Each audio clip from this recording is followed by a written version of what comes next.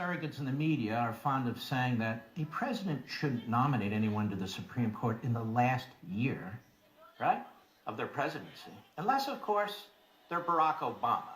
You see, the rules change with the Democrats. Filibuster, don't filibuster, do filibuster.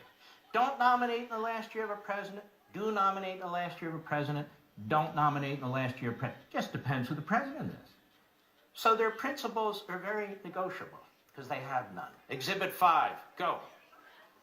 It is my view that if a Supreme Court justice resigns tomorrow or within the next several weeks, or resigns at the end of the summer, President Bush should consider following the practice of a majority of his predecessors and not name a nominee until after the November election is completed. But it looks like Joe Biden, now vice president at the time, and his boss, President Obama, took a different position when Obama was president. This is from CBS News, March 16, 2016, Exhibit 6. Go. I ask that they confirm Merrick Garland now to the Supreme Court so that he can take his seat in time to fully participate in its work for the American people this fall. He is the right man for the job. So, Antonin Scalia, unfortunately, passes away, and they want to put their guy in. A few years before, they said, no, you can't do that. Bush can't do that at the end of his term. Only Obama can do that, you see. But it gets even worse. Chuck Schumer, remember his name on all those memos? All those memos. He is the Svengali behind the whole thing, even today. Here's what he had to say this June 27, 2018. Let's check it out on C-SPAN 2. Go. Our Republican colleagues in the Senate should follow the rule they set in 2016, not to consider a Supreme Court justice in an election year. Now stop. That's not what they did. That's not what they did. First of all, it's not the last year of President Trump's even first term. They didn't set the rule that you don't consider a Supreme Court justice in the last year of a president's term. The Democrats set that rule. Then they broke the rule. Then they set the rule again. And if Schumer's right, which he never is, that would mean that the only time you can consider a nominee to the Supreme Court of the United States is basically every other year. Now that's preposterous. Nobody agrees with that. Now let's take a look at this. A piece by Mark Thiessen back in, July. The Democrats' big mistake was using the nuclear option to pack the federal circuit courts with liberal judges, because that's what they did under Obama. After Democrats won control of the Senate and the White House, they set about trying to fill court vacancies, particularly in the D.C. Court of Appeal. With judges so left-wing, they knew they couldn't meet the 60-vote filibuster standard.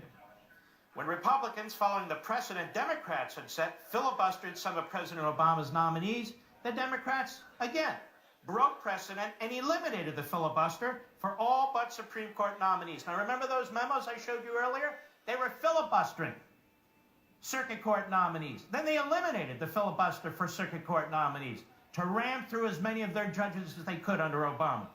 The short-term game of going nuclear was immense. Obama flipped most of the circuit courts from conservative to liberal majorities, including the D.C. Circuit.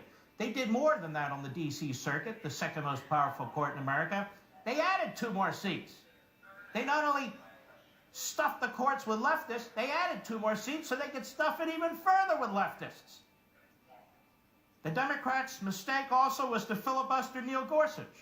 After Republicans had won back the Senate, they refused to confirm Obama's choice of Merrick Garland to replace the late Justice Antonin Scalia, citing as precedent the promise made in 2007 by Schumer that Democrats would not confirm a Supreme Court justice during President George W. Bush's final year in office. And you heard Biden take that position.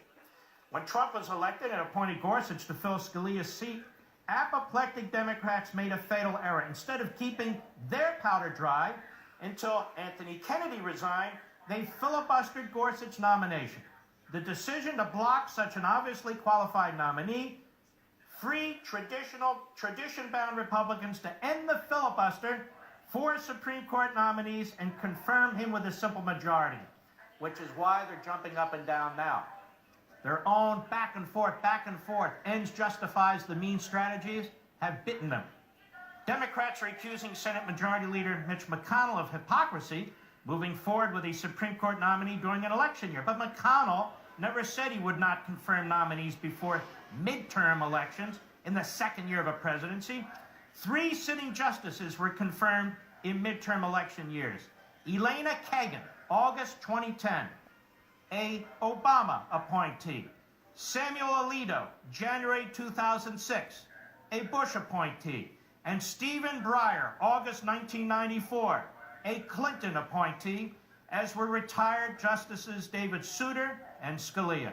Trump is going to do exactly what Presidents Obama, Bill Clinton, and both Bushes did before him. So there is another big lie by the Democrats, going back and forth on the filibuster, going back and forth on the issue whether a president should nominate somebody to the Supreme Court in the last year of his term, then in the year before a midterm election, and so forth. We are laying out the case for how the Democrats have hijacked the judicial confirmation process.